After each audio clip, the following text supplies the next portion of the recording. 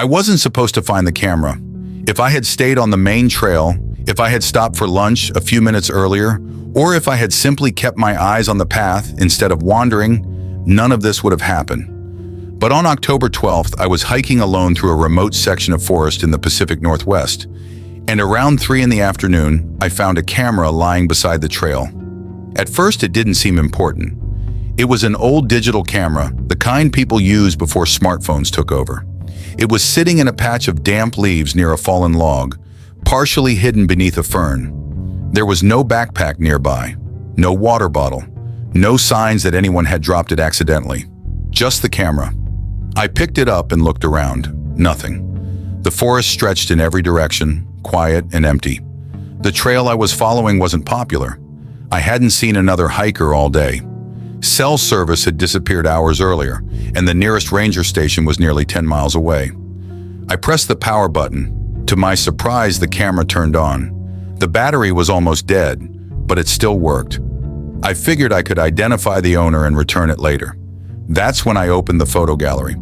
The first few images showed ordinary hiking photos. Trees, creeks, trail markers, nothing unusual. Then I noticed someone standing in the background.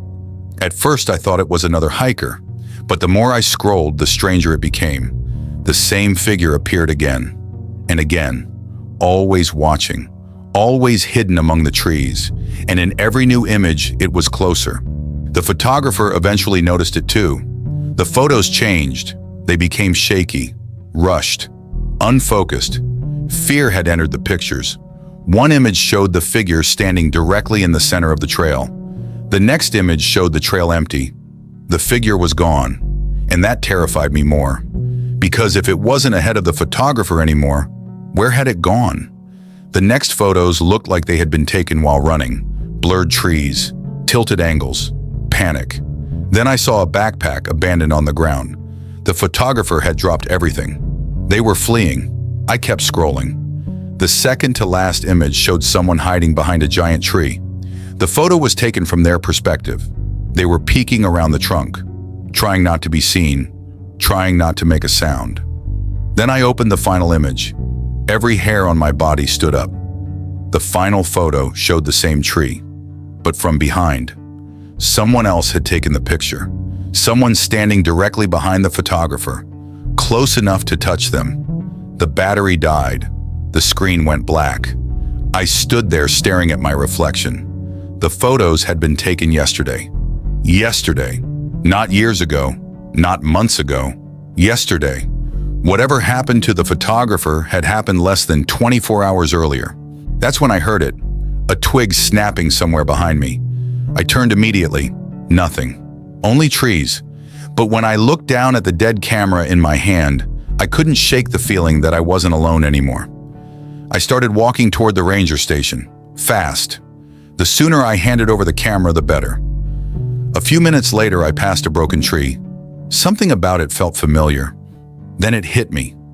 I had seen it in the photos. My pace slowed. 10 minutes later, I saw a moss-covered boulder. I recognized that too. Another photo. The realization struck hard. The photographer hadn't taken those pictures somewhere else. They had taken them here. Exactly here. The same trail, the same forest, the same place where I was standing. A chill moved through me. Then my backpack vibrated. I froze. My phone. For a moment I felt relieved. Maybe I had finally found a signal. I pulled it out. No signal. No notification. But there was something on the screen. A photograph. My blood turned to ice. It was a picture of me, standing on the trail, holding the camera. The photo had been taken only moments earlier, and the angle was wrong. Whoever took it had been standing among the trees, watching me. I spun around. Nothing. No movement. No sound. No person. Just forest. I started moving again, much faster now. My heart pounded in my chest. The trail seemed endless. The shadows seemed longer. Every tree looked like it was hiding someone. Then I heard another snap, behind me. I stopped. The sound stopped. I walked. The sound returned. A footstep. I stopped again. Silence. I started moving. Another footstep, matching my pace perfectly. Someone was following me, or something. For the next several minutes it continued. One step, then another. Always behind me, never visible, never speaking, only following. I abandoned the trail and began jogging. The footsteps followed. I ran. They ran too. Branches whipped against my face. Leaves exploded beneath my boots. My lungs burned. Still the footsteps came. Closer now, much closer. Then I saw it. A giant tree ahead, bigger than all the others. My stomach dropped. I recognized it instantly. The same tree from the second to last photograph. The hiding place, the final location, the exact tree. I stopped dead. This was where the photographer had hidden. This was where the final picture had been taken. This was where whatever had followed them had caught up. Scratched deep into the bark were 3 words. Don't look back. I stared at them, trying to understand. Then I heard breathing. Not mine, someone else's, directly behind me. Close enough to hear clearly. Slow, patient, waiting. Every instinct screamed at me to turn around, to see what was standing there, to finally know what had been following me, but I couldn't stop staring at the warning. Don't look back. The breathing grew louder. I could almost feel it against the back of my neck. Then came another sound, a faint chuckle, low, human, and far too close. I closed my eyes and ran. The forest exploded around me.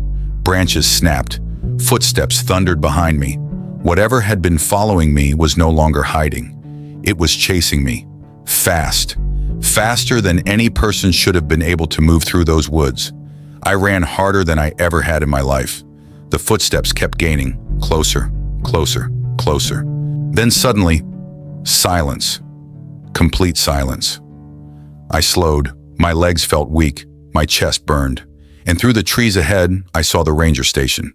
Less than 100 yards away. I stumbled toward it and nearly collapsed inside. The rangers listened to everything. The camera, the photographs, the footsteps, the tree, the breathing, the warning. The next morning they searched the area. They found the giant tree. They found the words carved into the bark. But they found nothing else. No photographer, no campsite, no body, no tracks, no explanation. The official conclusion was simple. A missing hiker, an abandoned camera, an overactive imagination fueled by fear. Case closed. I tried to believe them. For 3 weeks I tried. Then a package arrived in my mailbox. No return address, no note, just a single photograph inside. The moment I saw it, I couldn't breathe. It was a picture of me standing beside the giant tree, reading the warning carved into the bark. The photograph had been taken from behind, from the exact place where I had heard the breathing, the exact place where something had been standing only a few feet away.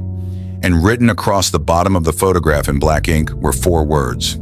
Almost looked back, didn't you?